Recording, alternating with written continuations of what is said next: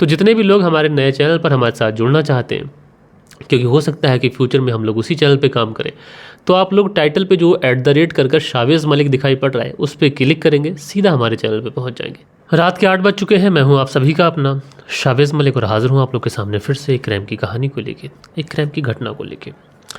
दोस्तों, मध्य प्रदेश के ग्वालियर में एक जगह लगती है ताटीपुर, और इसी ताटीपुर के अंतर्गत एक इलाका आता है तृप्ति नगर इलाका, और इसी तृप्ति नगर में एक परिवार रहा करता है।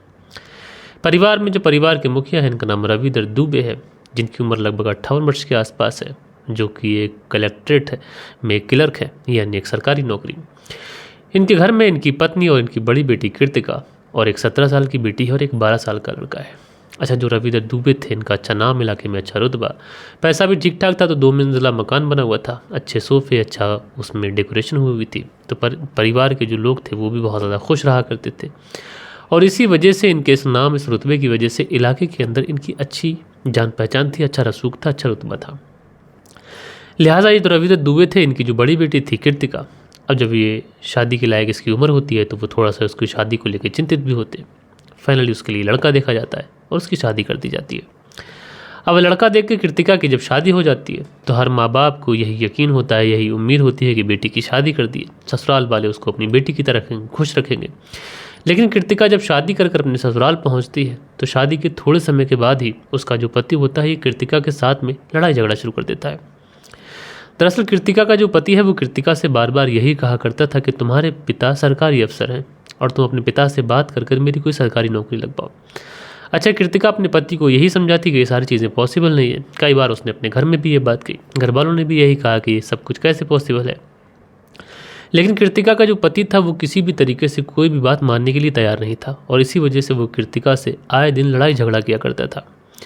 कृतिका इन लड़ाई झगड़ों से कुछ इस कदर ऊब चुकी थी कि अब वो इतना ज़्यादा परेशान हो चुकी थी कि इस बारे में वो अपने माता पिता को बताती है। अच्छा, माता पिता भी ये सारी चीज़ें सुन सुनकर बहुत ज़्यादा पक चुके थे, इसलिए माता पिता कृतिका से कहते हैं कि बेटा तुम ऐसा करो कि तुम अपना ससुराल छोड़ दो और मायके में आके रहने लग जाओ।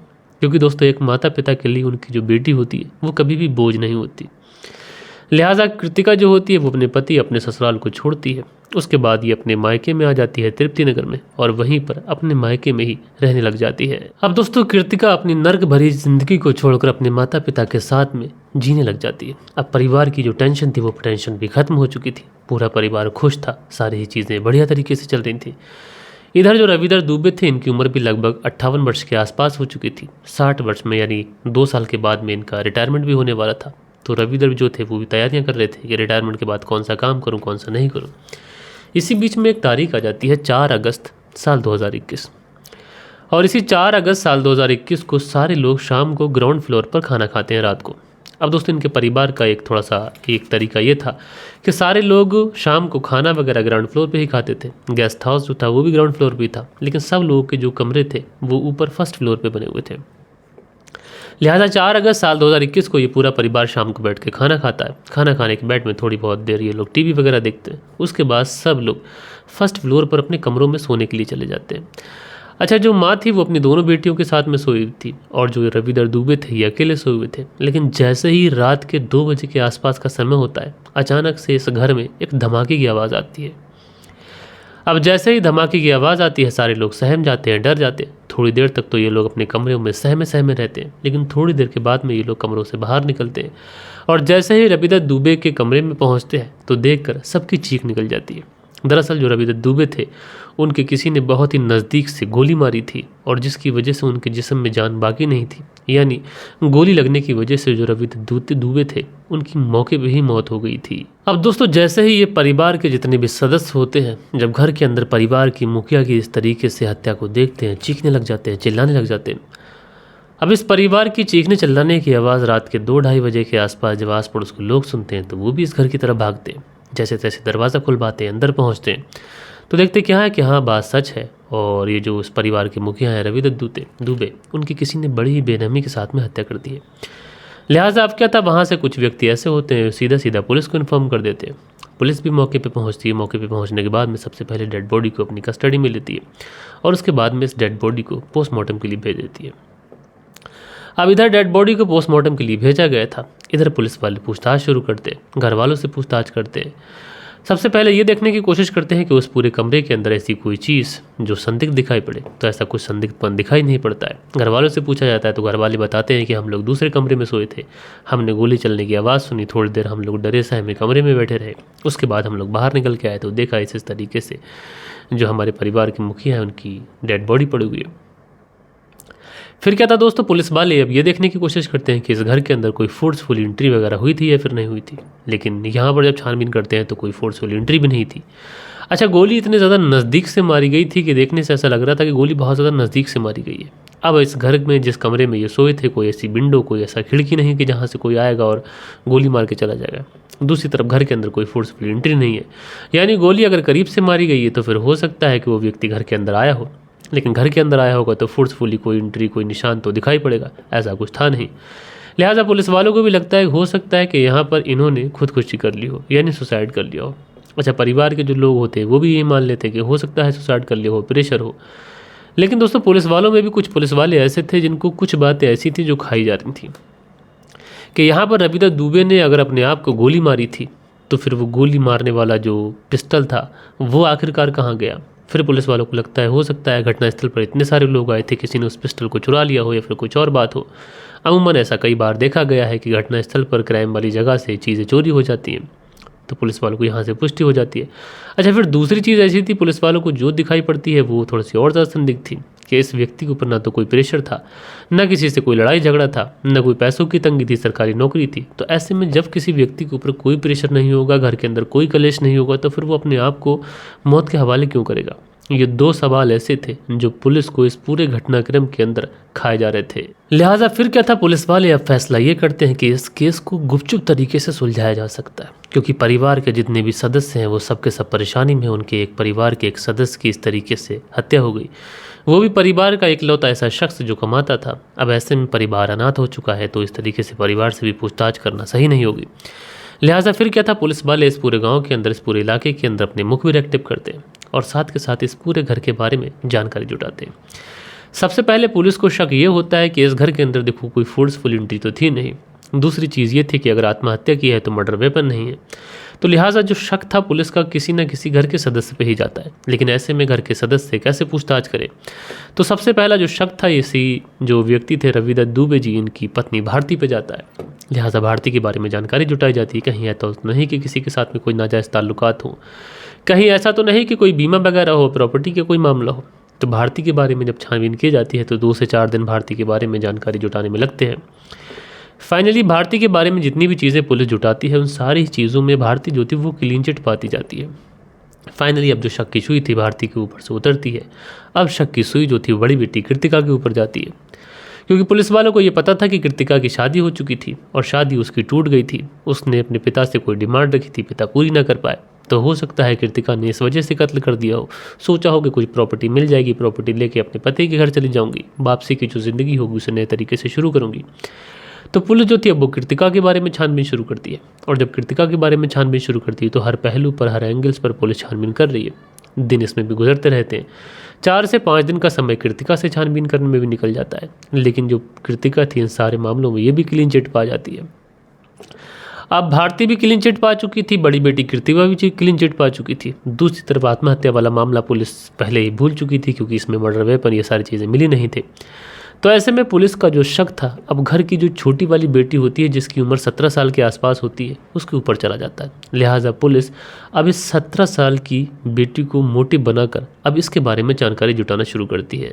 अब सबसे पहले पुलिस जो थी वो इस 17 साल की लड़की के बारे में ये जानकारी जुटाती है कि उसका किसके साथ उठना है, किसके साथ बैठना है, वो कितने टाइम घर पे आती है, कितने टाइम घर से जाती है, कौन उसके दोस्त हैं, और साथ के साथ इस 17 साल की लड़की के कॉलेज में कौन कौन दोस्त हैं, सारे लोगों से पूछताछ की जाती है। कहीं ऐसा तो नहीं कि आमतौर पे इस तरीके के केसेस होते रहते हैं, मैंने कई किस्से ऐसे ही सुनाए हैं आप लोगों को। अब जब कॉलेज में जाकर पूछताछ की जाती है तो एक लड़की बड़ी अजीब सी कहानी सुनाती है। एक लड़की बताती है कि एक लड़का है जिसका नाम करण राजौरिया है, और उस लड़के के साथ में इस लड़की के एक तरीके से रिलेशनशिप थी उसके, वो ये दोनों एक दूसरे से मोहब्बत करते थे। लेकिन कहीं ना कहीं लड़की के पिता को इन सारी चीज़ों से दिक्कत थी। अब जैसे ही पुलिस वाले ये बात सुनते हैं तो पुलिस की आंखों में एक चमक आती है। पुलिस को लगता है कि केस सॉल्व हो गया है, और अगर पिता को दिक्कत थी तो आजकल ये बहुत ज़रूरी सी आम सी चीज़ें बन चुकी हैं कि लोग जो हैं वो अपने माता पिता को भी नहीं छोड़ रहे। लिहाजा पुलिस जो थी अब करण राजौरिया को उठा लेती है, उससे पूछताछ करती है।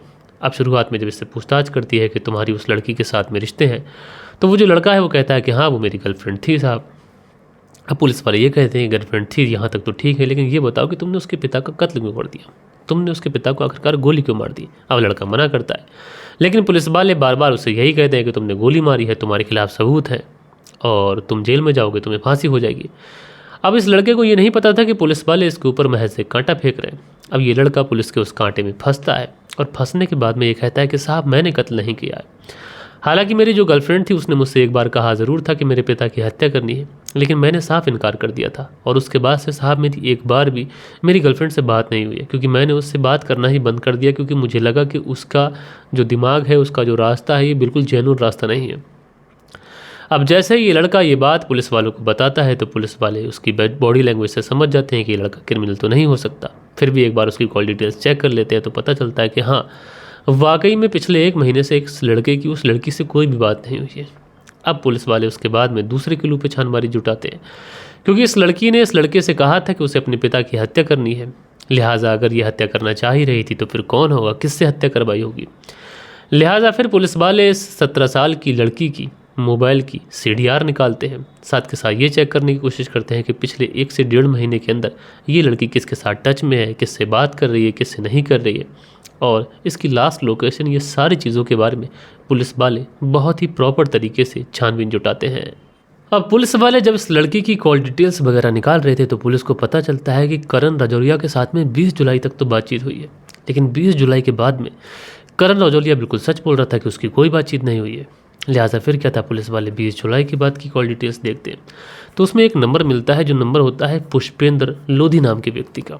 अच्छा, पुष्पेंद्र लोधी के बारे में बहुत ज़्यादा बात हुई, रात रात में भी घंटों घंटों बात हुई। लिहाजा क्या था, फिर पुलिस समझ जाती है कि लड़की तो इन्वॉल्व थी ही थी, लेकिन वो खुद से कत्ल नहीं कर सकती थी, तो हो सकता है कि उसने पुष्पेंद्र लोधी का सहारा लिया हो। अब पुलिस उसके बाद में पुष्पेंद्र लोधी को उठाती है, उससे पूछताछ करती है, थोड़ी देर तक तो पूछताछ करती है। उसके बाद में जो पुष्पेंद्र लोधी होता है वो अपना जुर्म कबूल कर लेता है। अब उसके बाद में पुलिस वाले उस लड़की को भी उठा लेते हैं। अब जब ये बात घर वालों को पता चलती है तो घर वाले तो यकीन ही नहीं कर पाते, लेकिन जब पुलिस वाले पुष्पेंद्र लोधी और उस लड़की से जब पूछताछ करते हैं और उसके बाद में ये लड़की जो कहानी बताती है वो कहानी बहुत ज़्यादा हैरान करने वाली थी। दरअसल ये जो 17 साल की लड़की थी, स्कूल के टाइम पे इसकी मुलाकात होती है करण राजौरिया से। अब करण राजौरिया से जब इसकी मुलाकात होती है, धीरे धीरे दोस्ती होती है, दोस्ती प्यार में बदलती है। आए दिन फ़ोन पर घंटों घंटों बातचीत करना, कभी कोचिंग के नाम से चला जाना तो उसके बाद में करण से मिलना।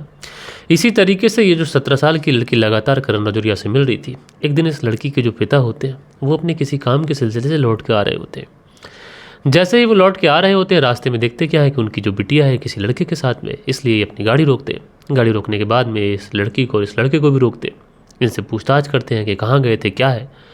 उसके बाद में उस लड़के को भी एक थप्पड़ मारते हैं और कहते हैं कि आइंदा से मेरी बेटी के पास मत दिखना।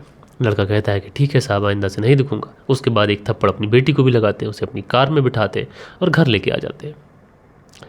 अपनी लड़की को रास्ते में भी काफ़ी ज़्यादा डांटते डपकारते हैं, कहते हैं कि आइंदा से इस तरीके की अगर चीज़ें देख ली तो मुझसे बुरा कोई नहीं होगा। लेकिन जो लड़की थी, इसके ऊपर करण की मोहब्बत का भूत सवार था। पिता जब अपने काम पे जाते तो वापसी में ये फिर करण से फ़ोन पर बातचीत करती। अब ये जो पिता था ये बेचारा फिर घर से वापस आता तो दो एक दिन के बाद में ये फिर से अपनी बिटिया को बात करते हुए पकड़ लेता, फिर उसे मारता डांटता। साथ के साथ अपनी इज्जत की वजह से, लाज की वजह से ये परिवार वालों से भी कुछ नहीं कह सकता था, समाज में भी कोई बात लीक ना हो जाए, इसी डर से ये किसी से कुछ कहता नहीं। लिहाजा ऐसे ही समय गुजरता रहता है। जब बार बार पकड़ता तो बार बार अपनी इस बिटिया की पिटाई कर देता। लिहाजा उसके बाद में ये जो लड़की थी अपने दोस्त करण राजौरिया को फ़ोन लगाती है और फ़ोन लगाने के बाद में कहती है कि तुम्हें याद है मेरे पिता ने तुम्हें चांटा मारा था। वो लड़का कहता है कि हाँ मुझे याद है। तो वो लड़की कहती है कि अब तुम मेरे पिता को जान से मार दो। अब लड़का जैसे ही ये बात सुनता है, शक पका जाता है कि ये लड़की क्या बोल रही है। लड़का सीधा साधा था, वो मना कर देता है, इनकार कर देता है, पीछे हट जाता है। वो कहता है कि नहीं, मुझसे ऐसी चीज़ें नहीं होंगी। लड़की कहती है कि देखो अगर वो ज़िंदा रहे तो वो आगे से मेरा मोबाइल भी छीन लेंगे, हम दोनों को एक भी नहीं होने देंगे। लेकिन लड़का कहता है कि चाहे जो भी हो, लेकिन मैं कत्ल नहीं कर सकता।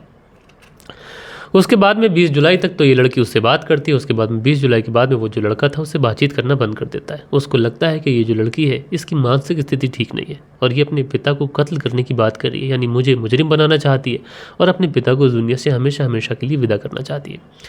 उसके बाद में इस लड़की की मुलाकात होती है पुष्पेंद्र लोधी नाम के व्यक्ति से, और जो पुष्पेंद्र लोधी था ये एक पेशे से सुपारी किलर भी था। फिर इससे बातचीत करती है, लगातार 10-15 दिन इससे बातचीत करती है। बातचीत के दौरान ये अपनी डिमांड उसके सामने रखती है, कहती है कि उसके पिता का कत्ल करना है। अच्छा, जो पुष्पेंद्र था वो कहता है कि देखो ये काम मैं फ्री में करता नहीं, और अगर तुम्हें करवाना है तो इसके लिए तुम्हें कीमत लगेगी। लड़की कहती है कि पैसे तो मेरे पास है नहीं, लेकिन हाँ बदले में मैं तुम्हें एक चीज़ दे सकती हूँ, तुम मेरे पिता का कत्ल कर दो, उसके बाद तुम मुझे जहाँ बुलाओगे मैं आ जाऊँगी, और एक दिन के लिए मेरा जो जिस्म है वो तुम्हारा है, यानी तुम मेरे जिस्म के साथ में जो चाहो वो कर सकते हो। लड़का तैयार हो जाता है। उसके बाद में 4 अगस्त साल 2021 का दिन चुना जाता है। रात के समय ये लड़की घर वालों के खाने में नशे की कुछ टैबलेट्स वगैरह मिला देती है, लेकिन इसने नशे की टैबलेट्स अपने पिता के खाने में नहीं मिलाई थी, और घर वालों को पहले ही खाना खिला दिया था, बाकी पिता बाद में आए थे तो उन्हें लेट खाना खिलाया था। लिहाजा इसे बखूबी मालूम था कि अगर पोस्टमार्टम की रिपोर्ट होगी तो उसमें नशा आ जाएगा, और ऐसे में शक जो है वो घर के किसी सदस्य पे जाएगा, मैं पकड़ी जा सकती हूँ, इसलिए इसने ये चालाकी दिखाई। उसके बाद में इसके घर में एक कुत्ता भी था, अगर कोई बाहरी व्यक्ति आएगा तो कुत्ता भौंकेगा, इसलिए कुत्ते को ये छत पर छोड़ आई थी। उसके बाद में शाम का खाना खाकर सब लोग सोने चले जाते हैं। ये आती है, आने के बाद में अपना गेट खोला कर देती है। उसके बाद में पुष्पेंद्र लोधी घर के अंदर आता है। आने के बाद में सोते हुए जो रविंदर दुबे जी थे उनके गोली मारता है, और गोली मारकर वहाँ से फरार हो जाता है। ये लड़की सबसे पहले पहुंचती है क्योंकि इसको पता था कि क्या कुछ हुआ है। पहुंचने के बाद में ये उस दरवाजे को लॉक कर देती है, और उसके बाद में वापस से आकर अपने कमरे में लेट जाती है। अब जैसे ही घर वालों को होश आता है, सब कुछ ये लड़की बताती है कि इस तरीके से आवाज़ आई है। सब लोग पहुंचते हैं, उसके बाद देखते हैं 10 दिन तक पुलिस को और आस पड़ोस के लोगों को यही लग रहा था कि रविंदर दुबे जी ने आत्महत्या की है, लेकिन 10 दिन के बाद में जब इस केस का खुलासा हुआ तो पता ये चला कि रविंदर दुबे जी की 17 साल की लड़की ने उनका कत्ल किया है, और कत्ल में जो सुपारी दी, सुपारी करने के लिए जो कीमत दी, वो भी क्या दी, अपनी इज्जत, अपना जिस्म, अपना सब कुछ। बहरहाल दोस्तों, जब ये कहानी लोगों ने सुनी तो लोग बड़ा हैरान थे कि आखिरकार आजकल के बच्चे कितना ज़्यादा नीच हो चुके हैं। आप लोग इस पूरी कहानी के बारे में क्या सोचते हैं, कमेंट्स करके बताइएगा।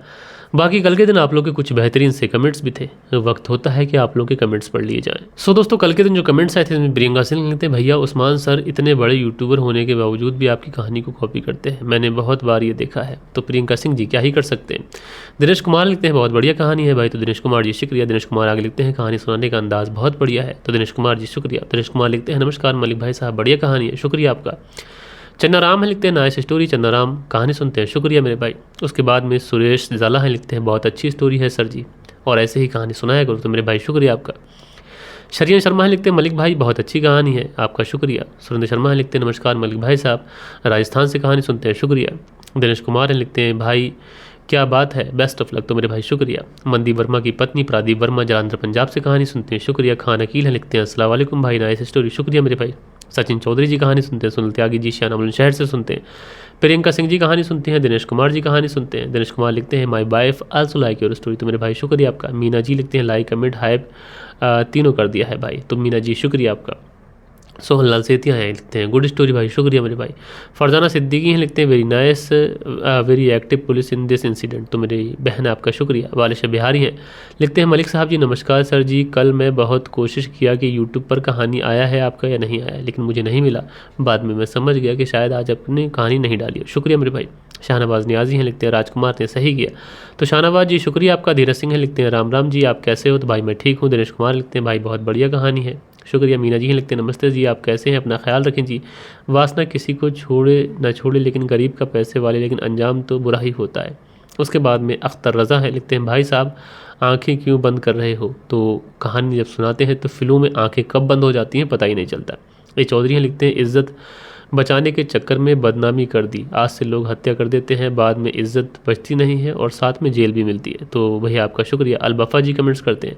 सुरेश जाला है लिखते हैं, नए चैनल का क्या नाम है सर जी। तो सुरेश जाला जी नए चैनल का नाम आज के दिन में टाइटल में मेंशन कर दूंगा, तो आप उसको जाकर ज़रूर से ज़रूर सुन लीजिएगा, सब्सक्राइब कर लीजिएगा। तो जितने भी लोग हमारे नए चैनल पर हमारे साथ जुड़ना चाहते हैं, क्योंकि हो सकता है कि फ्यूचर में हम लोग उसी चैनल पे काम करें, तो आप लोग टाइटल पे जो @ कर शावेज़ मलिक दिखाई पड़ रहा है उस पर क्लिक करेंगे, सीधा हमारे चैनल पे पहुंच जाएंगे। बाकी दोस्तों मिलते हैं कल के दिन किसी और स्टोरी के साथ में। जब तक के लिए अपना ख्याल रखें, देश का ख्याल रखें, परिवार के रिश्तों की अहमियत को समझें। जय हिंद, जय भारत।